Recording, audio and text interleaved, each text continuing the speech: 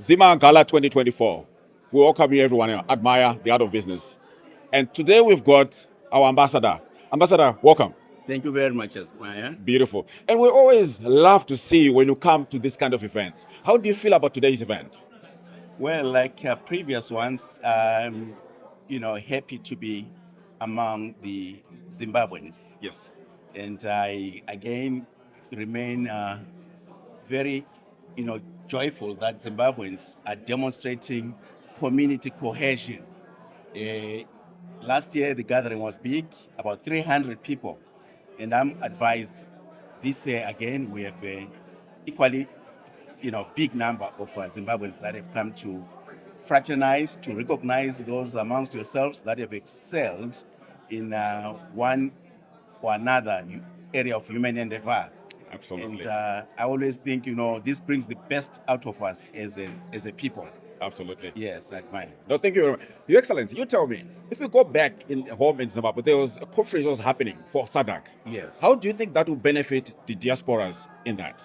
Well, already some have started benefiting because, before the SADC summit took place, we had SADC Industrialization Week.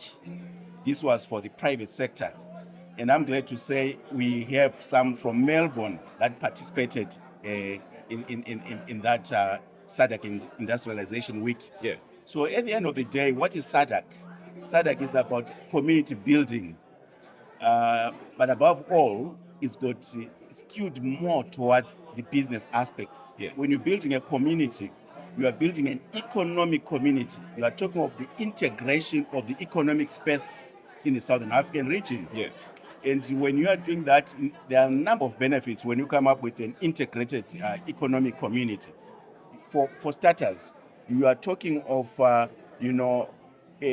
taking to a higher level the economic principle of specialization, and the competitive advantage that brings. It means the low-cost center in the region, will benefit in terms of market penetration.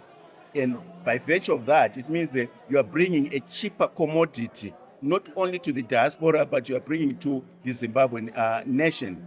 So it means also you are integrating in the long run the labor space. It means there will be also trade-offs. For example, when you then have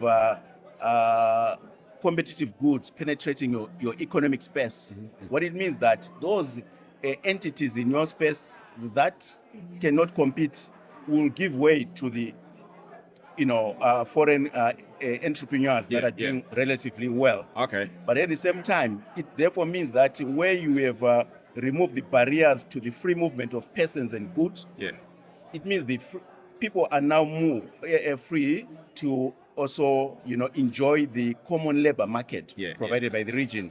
So the benefits are immense to the diaspora in that you also now are not only looking at investing in Zimbabwe.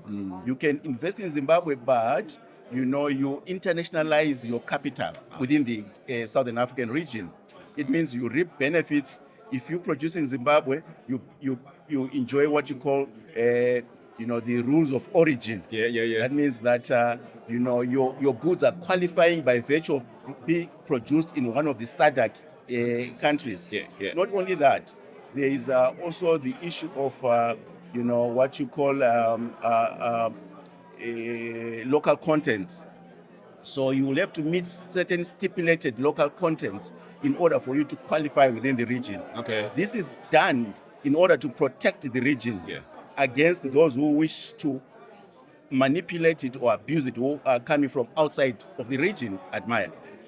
So you understand that we do not want people coming from non-member countries exporting their goods and then into Zimbabwe and re-exporting them within the region, or exporting them to another country X, Y, within the integration space, but then re-exporting it to Zimbabwe. No, we don't want that. And enjoying the benefits that are meant for those who are members of the region. I know. Yes. Your Excellency, I know you're a busy man and people already are waiting for you inside. I will let you go, and I want to appreciate your time so much. Thank you very much. Thank you very much. Thank you. Admire the art of business. We thank you. Thank you. Thank you, sir. We appreciate it so much.